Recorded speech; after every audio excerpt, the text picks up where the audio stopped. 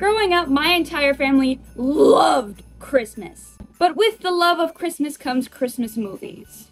Now, from what I've noticed, Christmas movies seem to fall into one of two categories. Love stories, or stories where they have to save Christmas. Sometimes the two overlap, but not really. The Save Christmas movies are typically reserved for children's stories, while the love stories are typically reserved for adults.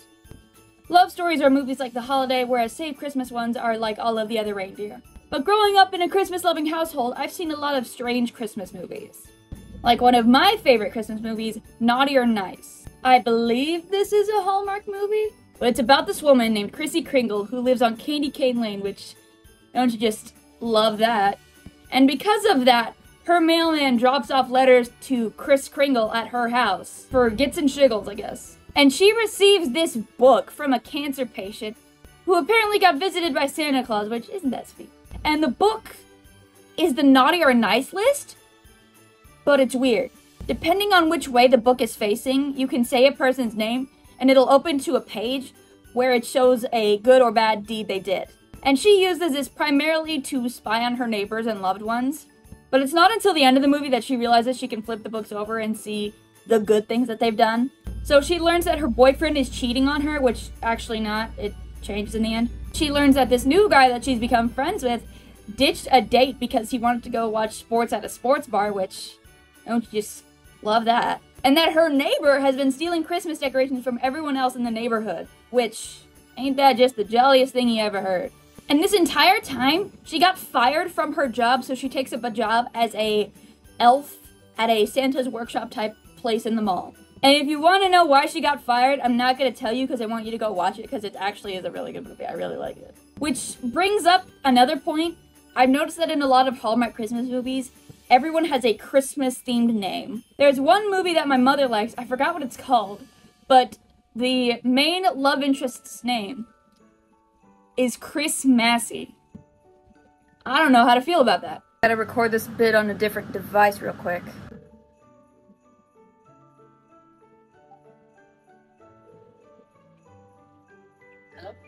Hey, Mom, what's the name of the Christmas movie where the guy's name is Chris Massey? Dear Christmas. Okay, thank you. Love you, bye. Love you, bye. Thanks, Mom. So, Dear Christmas, that's the name of the movie if you want to go check it out. I remember absolutely nothing except for the fact that his name is Chris Massey. And I swear, with every Hallmark Christmas movie that I watch, their names get more and more Christmas themed.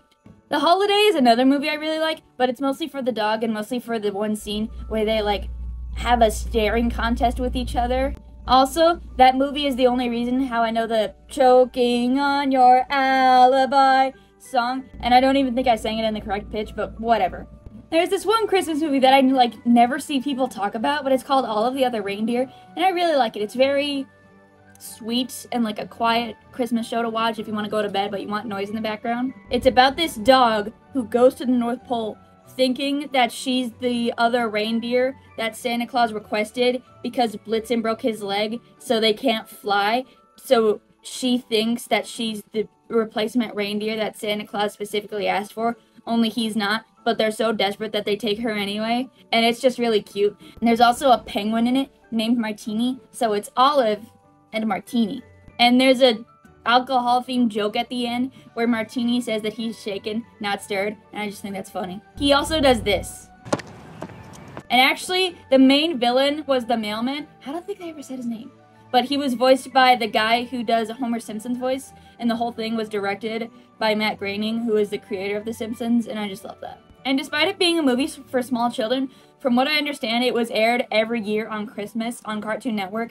I wasn't born in the correct time period to be able to witness that. I mean, they might still do it, I don't know. I don't think they do, but that's not important. A very classic Christmas movie is Elf. I'm not really going to talk too much about it because what is there to talk about?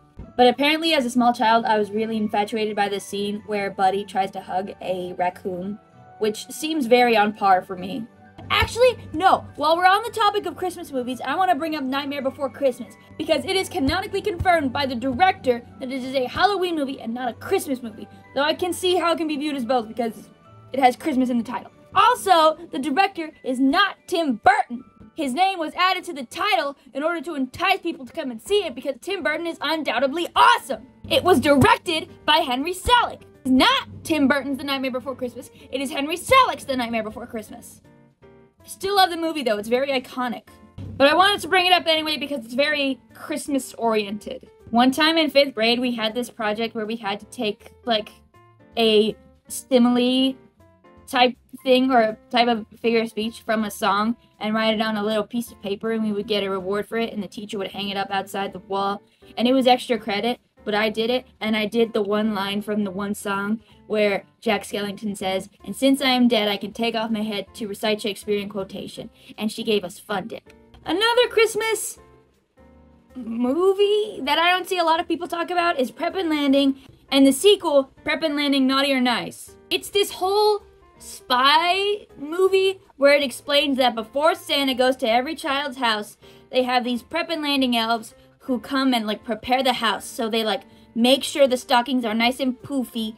They get the dimensions of the Christmas tree and the toys so that Santa can like appropriately fit each toy around the tree / under the tree. And they also check to see if said child is naughty or nice. And if they are naughty, then they go ahead and put the coal in the stocking so that Santa doesn't have to waste his time and go to the naughty child's house. The elves have a code name, and I think it's really cute. They're all Christmas themed. So the two main characters, Lanny and Wayne.